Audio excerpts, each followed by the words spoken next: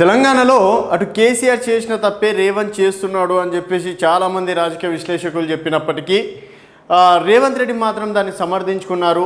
So ఆనాడు కేసీఆర్ చేసిన తప్పు నేను చేయడం తప్పు కాదు, మరి కేసీఆర్కి తెలివి లేనప్పుడు అంటే కేసీఆర్ విషయంలో మాత్రం ఇప్పుడు రేవంత్ రెడ్డి ఎమ్మెల్యేల పార్టీ ఫిరాయింపుల ప్రోత్సాహాలను కూడా తను అనుగుణంగా చెప్పుకోవడం అనేది కూడా జరిగింది. సో మొత్తానికి ఫిరాయింపులకు తెరలేపిందే కేసీఆర్.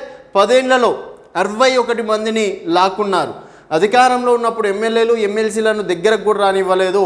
అప్పుడు ప్రగతి భవన్ గేట్లు మూసి ఇప్పుడు ఫామ్ హౌస్ తలుపులు తెరిచారు.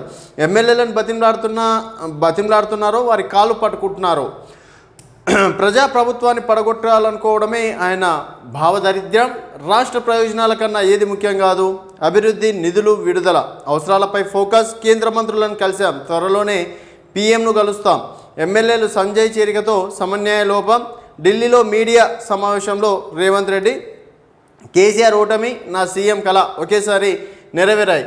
సో చర్చలో అసంపూర్ణం. కేసీ వేణుగోపాల్తో ముగిసిన డిస్కషన్.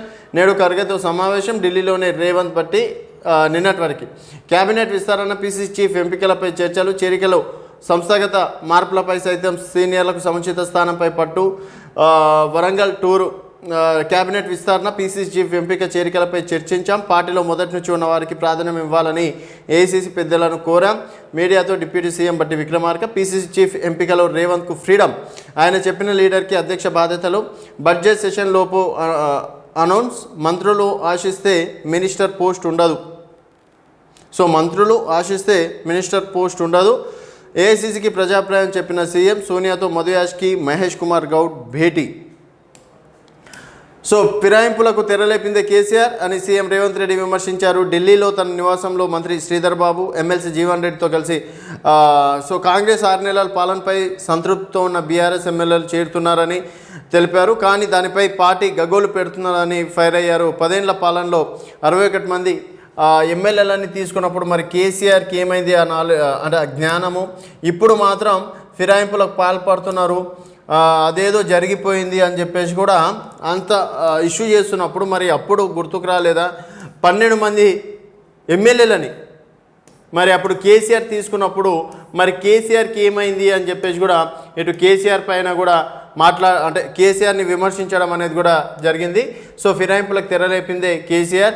అలాగే ఇప్పటి కేసీఆర్ కనువిప్పు కలగడం లేదు. ఇంకా అటు కేసీఆర్ ఓటమి, ఇటు సీఎం కళ రెండు ఒకేసారి. సో తెలంగాణ పీసీ చీఫ్గా సక్సెస్ఫుల్గా బాధ్యతలు నిర్వహించానని సీఎం తెలిపారు. రాష్ట్రంలో కాంగ్రెస్ను అధికారంలోకి తీసుకొచ్చామన్నారు. ప్రజలకు ఇచ్చిన హామీలు అమలు సంతృప్తికరంగా జరుగుతున్నాయని పేర్కొన్నారు. కేసీఆర్ను గద్దె దింపడం, తను సీఎం కావాలన్న కళ రెండు ఒకేసారి నెరవేర్చాయన్నారు. 3 ఏళ్ల పాటు పీసీ చీఫ్గా తన పదవీ కాలం పూర్తయిందన్నారు. కొత్త వారిని నియమించాల్సిందిగా హైకమాండ్ సూచించానని, ఎవరిని నియమించినా కలిసి పనిచేస్తామని స్పష్టత ఇచ్చానని తెలిపారు. పరిపాలనపై ఫోకస్ చేస్తానని స్పష్టత ఇచ్చానని తెలిపారు. పరిపాలనపై ఫోకస్ పెట్టామని, అందులో భాగంగానే కొత్త బడ్జెట్ను కేంద్రం తయారు చేయడానికి ముందే రాష్ట్రాలకు సంబంధించిన అంశాలను ఆయా శాఖల మంత్రుల దృష్టికి తీసుకెళ్లినట్టు కూడా వివరించడం అనేది జరిగింది. ఎమ్మెల్యేలతో కేసీఆర్ ఏం చేస్తున్నారు? జీవన్ రెడ్డి గౌరవానికి భంగం రానివ్వం. మంత్రివర్గ విస్తరణపై చర్చించలేదు. సో మంత్రివర్గ నిర్ణయం అనేది ఇప్పట్లో లేనట్టే అని చెప్పేసి కూడా అనుకోవాలి. రాష్ట్రంలో మంత్రివర్గ విస్తరణపై పార్టీ హైకమాండ్తో చర్చించనే లేదని, అంశం గురించి ప్రస్తావన లేదని రేవంత్ స్పష్టం చేశారు. మీడియాలో మాత్రం చర్చలు పూర్తయినట్లు, పేర్లు ఖరారైనట్లు, వారికి శాఖలు కేటాయించినట్లు, ప్రమాణ స్వీకారానికి ముహూర్తం ఫిక్స్ చేసినట్లు వార్తలు కథనాలు వెల్లడించాయన్నారు. ప్రస్తుతం అన్ని శాఖలకు మంత్రులు ఉన్నారని, ఏ శాఖ సైతం ఖాళీగా లేదన్నారు. విద్యాశాఖను స్వయంగా తనే నిర్వహిస్తున్నానని తెలిపారు. రోజు 18 గంటలు పనిచేస్తున్న తనకు ఫామ్ హౌస్లు లేవని, అక్కడ రెస్ట్ తీసుకునే అలవాటు లేదని పరోక్షంగా కేసీఆర్ను ఉద్దేశించి వ్యాఖ్యానించారు. అన్ని శాఖలకు సమర్థులైన మంత్రులు ఉన్నారని, అన్ని శాఖల పనులు సవ్యంగా జరుగుతున్నాయని తెలిపారు. నిర్దిష్ట ప్రణాళికతో పరిపాలన జరుగుతుందన్నారు. దురదృష్టవశాత్తు కేసీఆర్ ఒక్కరే సీఎంగా ప్రమాణ స్వీకారం చేసి దీర్ఘకాలం పాటు మంత్రులను నియమించకపోయి నా మీడియా ధైర్యంగా ప్రశ్నించలేకపోయిందని చెప్పేసి ఇటు మీడియా వాళ్ళకు కూడా కొన్ని మాటలు చెప్పడం అనేది కూడా జరిగింది. సో మొత్తానికి నిన్న రేవంత్ రెడ్డి చెప్పిన దాంట్లో ఏంటంటే కేసీఆర్ చేసిన పనే ఇప్పుడు నేను చేస్తున్నానని చెప్పేసి కూడా చెప్పారు. మరి అప్పుడు కేసీఆర్ని ఎవరు విమర్శించలేదు, అప్పుడు రాజ్యాంగ హక్కులు కాలదీయలేదు అని చెప్పేసి ఇప్పుడు రాజ్యాంగం గురించి పెద్ద పెద్ద మాటలు మాట్లాడుతున్నారు జగదీష్ రెడ్డి కావచ్చు, కేటీఆర్ కావచ్చు.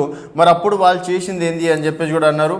అలాగే పిసిసి అధ్యక్షుడిగా తర్వాత సీఎంగా కూడా నేను సక్సెస్ అయ్యానని చెప్పేసి కూడా చెప్పారు. తర్వాత మెయిన్ పిసిసి అధ్యక్షుడు ఎవరనే విషయం పైన కూడా చర్చించినట్టు కూడా తెలిసింది. సో పిసిసి అధ్యక్షుడికి ఫుల్ పవర్స్ రేవంత్కే ఇచ్చినట్టు కూడా తెలుస్తుంది. సో రేవంత్ ఎవరిని నియమిస్తే వాళ్ళకే పిసిసి అధ్యక్ష పదవి వచ్చే అవకాశాలు ఉన్నాయని చెప్పేసి కూడా నేను ఇండైరెక్ట్గా చెప్పారు. సో ఇప్పటికీ 3 సంవత్సరాలైన సందర్భంగా నేను ప్రతి ఒక్క విషయంలో సక్సెస్ఫుల్ అయ్యాను. సో పిసిసి అధ్యక్షుడు నెక్స్ట్ త్వరలో డెఫినెట్గా పేరు బయటికి వస్తుందని చెప్పేసి కూడా చెప్పడం అనేది కూడా జరిగింది. సో మరి ఇటు కేసీఆర్ గతంలో చేసిన తప్పు ఇప్పుడు నేను పార్టీ ఎమ్మెల్యేలని తీసుకుంటే ఫిరాయింపులు చేస్తున్నారని చెప్పేసి కూడా అన్నారు. ఆ ఒక్క రీజన్ తోటే నేను ఎమ్మెల్యేలను తీసుకుంటున్నా అని చెప్పేసి కూడా చెప్పడం అనేది జరిగింది. ఏంటి ఆ రీజన్ అనేది ఒకసారి చూసుకున్నట్టయితే ఇటు 100 రోజులు కూడా కాంగ్రెస్ ప్రభుత్వం నిలబడదు, కాంగ్రెస్ ప్రభుత్వం త్వరలో కూలిపోతుంది అని చెప్పేసి అటు కేసీఆర్ కూడా చాలా సందర్భాల్లో చెప్పారు. తర్వాత భారతీయ జనతా పార్టీ దానికి కోరస్ అందించడం అనేది జరిగింది. మరి ఇప్పుడు డెఫినెట్గా మరి వీళ్ళు చేస్తారేమో అని చెప్పేసి ప్రజాపాలన ప్రభుత్వం చేస్తున్న అభివృద్ధి నచ్చే ఎమ్మెల్యేలు రావడం అనేది జరుగుతుంది. మరి ఆ విషయంలో కేసీఆర్ ఎందుకు క్లారిటీగా లేరు అని చెప్పేసి కూడా చెప్పడం అనేది జరిగింది. సో మొత్తానికి ఇటు రేవంత్ రెడ్డి ప్రజాపాలన నచ్చే ఎమ్మెల్యేలందరూ ఇటు కాంగ్రెస్ పార్టీకి చేరుతున్నారని చెప్పేసి మీరు భావిస్తే మీ అభిప్రాయాలను కింద కామెంట్ రూపంలో తెలియజేయండి. చూస్తూనే ఉండండి వైబ్రాంట్ టీవీ.